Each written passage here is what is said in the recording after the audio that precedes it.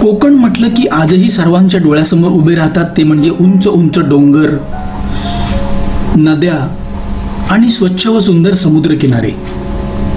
पण कोकणाच्या सौंदर्यात खऱ्या अर्थाने भर घातली आहे ती म्हणजे कोकणातल्या गावांमध्ये वाहणाऱ्या छोट्या ओढ्यांनी, किंबहुना त्या ओढ्यांमधून वाहणाऱ्या धबधब्यांनी सुद्धा। तर नमस्कार मित्र हो, देव भलं करूच्या नवीन एपिसोडमध्ये तुम्हा सर्वांचं खूप खूप स्वागत। अप्रतिम निसर्गाचा वरदहस्त लाभलेल्या निसर्ग सान्निध्यात आमचे ओझरखोल गावचे देऊळ आहे। आमच्या वाडीपासून साधारण 2 किलोमीटरच्या अंतरावर हे आमचं ग्रामदैवत आहे। हे देऊळ अतिशय घनदाट अशा जंगलात आहे। पावसाळ्याच्या दिवसांमध्ये तर इथला निसर्ग हिरव्या शालूने नटलेलाच असतो। देवळाच्या बाजूने एक सुंदर असा ओढा वाहतो आणि त्या ओढ्यात छानसा एक धबधबा सुद्धा आहे। उंचावरून कोसळणारे पाणी बघताना धबधब्यात जाण्याचा मोह आवरणं मात्र कठीणच। अशा निसर्गाची सफर करायला आज आम्ही गेलो आणि देवाचं दर्शन सुद्धा केलं। या पुरातन देवळाचं नूतनीकरण काळानुसारच झालेलं आहे।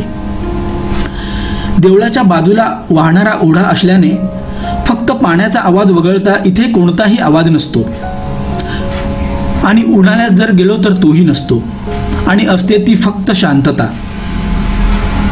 या देवळात जर चिंतन करायला बसलो तर क्षणभर प्रपंचाचा विसर नक्कीच पडेल अशी शांतता।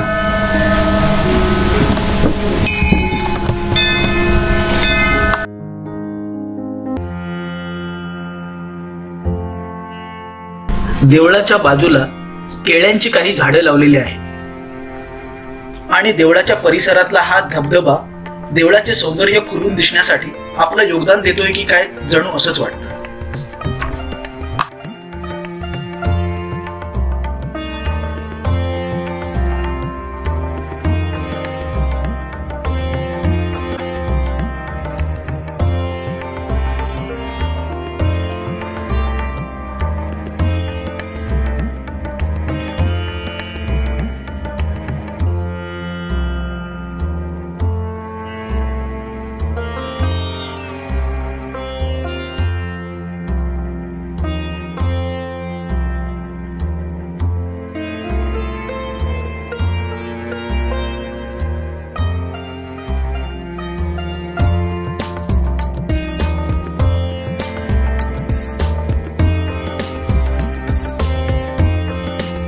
या देवळामध्ये एक वार्षिक उत्सवसुद्धा खूप जोरदार असा साजरा केला जातो।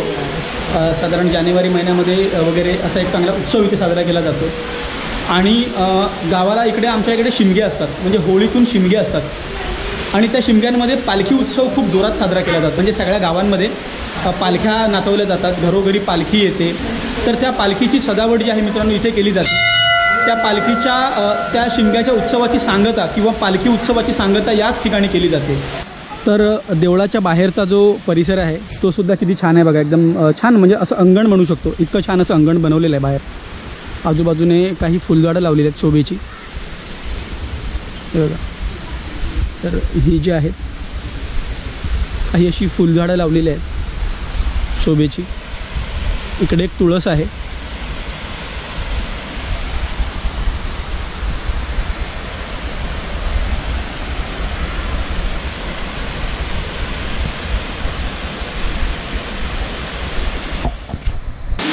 तर मित्रांनो, या निसर्ग सौंदर्यासोबत आमच्या गावचं हे देऊळ तुम्हाला कसं वाटलं हे कमेंटद्वारे नक्की कळवा।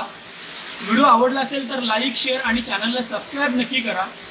असे छान छान व्हिडिओ आपण तुमच्यासाठी नक्कीच घेऊन येऊ। तोपर्यंत तुम्ही काळजी घ्या, देव भलं करो।